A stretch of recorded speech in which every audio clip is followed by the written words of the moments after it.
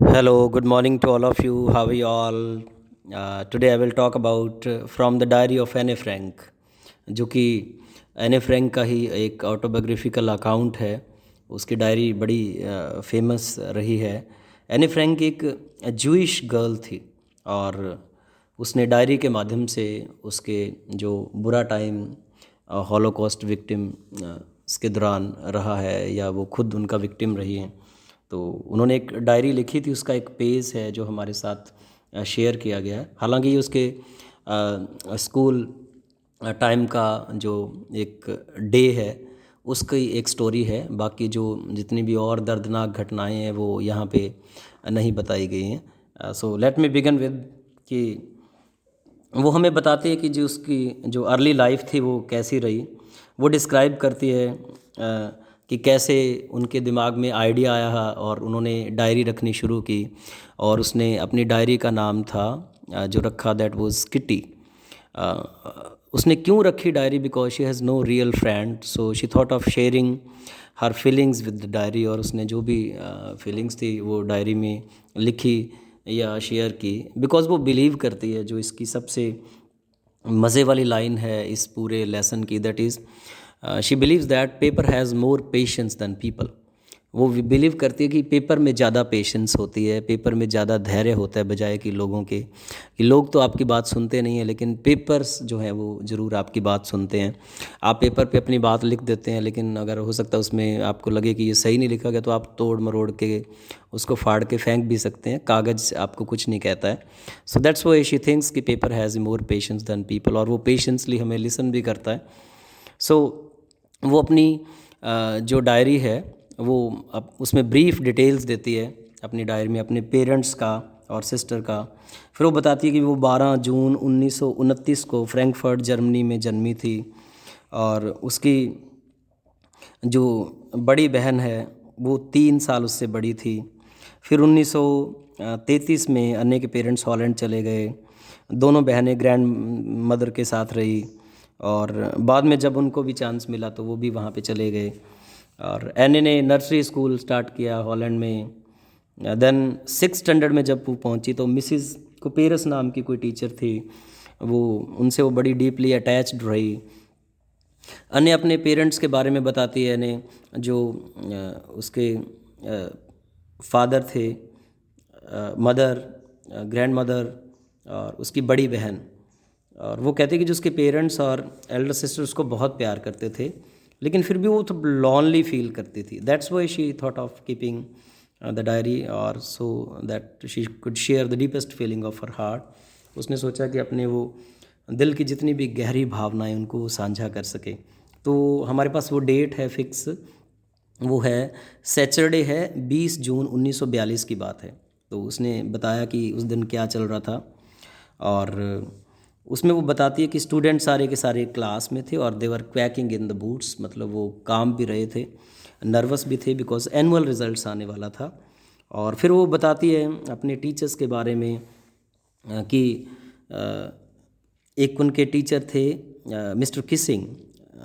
वो उनको मैथ्स पढ़ाया करते थे, और उसके टीचर उनको डांटा करते थे एने को बारी बारी से। रीज़न क्या है कि एने बड़ी ही टॉकेटिव थी, बातूनी थी। वो अक्सर क्लास में बोलती मिलती थी तो उसको पनिशमेंट मिलता था बहुत ज़्यादा। और पनिशमेंट क्या था, उन्होंने एक्स्ट्रा होमवर्क दिया पहली बार उनको, तो वो उन्होंने कर दिया।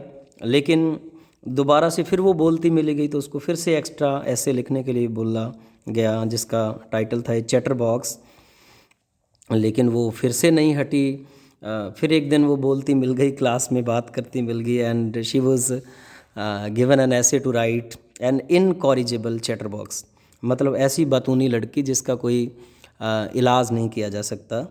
सो टीचर ने क्या किया, वो चेक किया उसका ऐसे। और अब फिर एक दिन ऐसा आया कि शी वॉज कॉट टॉकिंग, और वो फिर पकड़ी गई बातें करती। तो टीचर ने उसको फिर से एक अलग पनिशमेंट दी, और वो ऐसे था, quack quack quack said mister chatter box. तो यानी जो बतूनी लड़की ये जो है वो सारा दिन काँ करती रहती है, ये वो टॉपिक था। सो एन ने सोचा कि मैं मजाकिया तरीके से और भी इसको अच्छे से पेश करूं। सो उन्होंने एक ऐसा ऐसे लिखा कि ऐसा लगा कि वो मजाक टीचर पे बन गया है।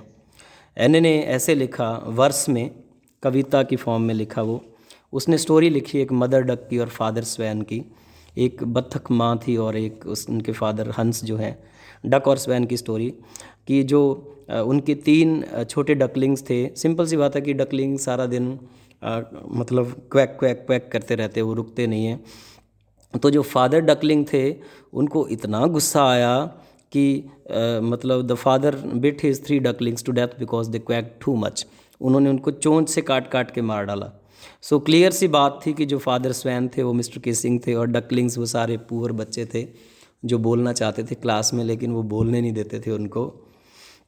लेकिन सौभाग्यवंश अगर हम देखें तो लकीली जो मिस्टर किसिंग थे ही वॉज गुड टीचर, और उन्होंने इसको राइट वे में लिया और क्लासेस में वो पोएम पढ़ के भी सुनाई कि इस तरह से जो एने है उसने एक कविता लिखी है, मैंने उसको एक्स्ट्रा होमवर्क दिया था। और वो इतना तंग आ गए, एक तरह से पॉजिटिव वे से तंग आ गए कि उनको लगा कि इसको तो ना मेरे को अलाउ ही करना पड़ेगा कि ये बोलती रहा करे, नो इशू एट ऑल। सो उसके बाद उसको लगा कि जो वो है एने है वो बड़ी इंटेलिजेंट गर्ल है। She was an intelligent enough to mirror the funny pictures of her school days. इस तरीके से उसने सारी बातें कविता में बताई। देन टीचर प्लीज्ड होते हैं उसकी परफॉर्मेंस से और उसको अलाउ कर दिया जाता है कि ठीक है तुम बात ही कर लिया करो। सो ये छोटी सी एक मतलब वन डे की जो एक दिन का पेज है वो एने फ्रैंक ने हमारे साथ शेयर किया है, जो कि सैटरडे 20 जून 1942 की बात है। तो this was the page that has been shared from the diary of Anne Frank. हालांकि डायरी ऑफ एने फ्रैंक है उसमें बहुत सारी बातें हैं, और हमारे साथ ये जो हमारे स्पेशली 10th क्लास में ये शेयर किया गया एक पेज। तो हम कह सकते हैं कि ये बहुत ही वंडरफुल स्टोरी है एक ऐसी इंटेलिजेंट लड़की एने की जिसने अपनी डायरी लिखी in her teens and that became very famous. So इसका एक बड़ा क्वेश्चन मैंने डाल दिया है, और उस बड़े क्वेश्चन में जो एक मेन लाइन है मैं फिर से आपको रिमाइंड दिलाना चाहूँगा, paper has a more patience than people, कि जो कागज़ है उसमें लोगों से ज़्यादा धैर्य होता है। सो इसका एक बड़ा क्वेश्चन है, उसका आप एंजॉय करें। Thank you very much for listening patiently. God bless you all. Bye.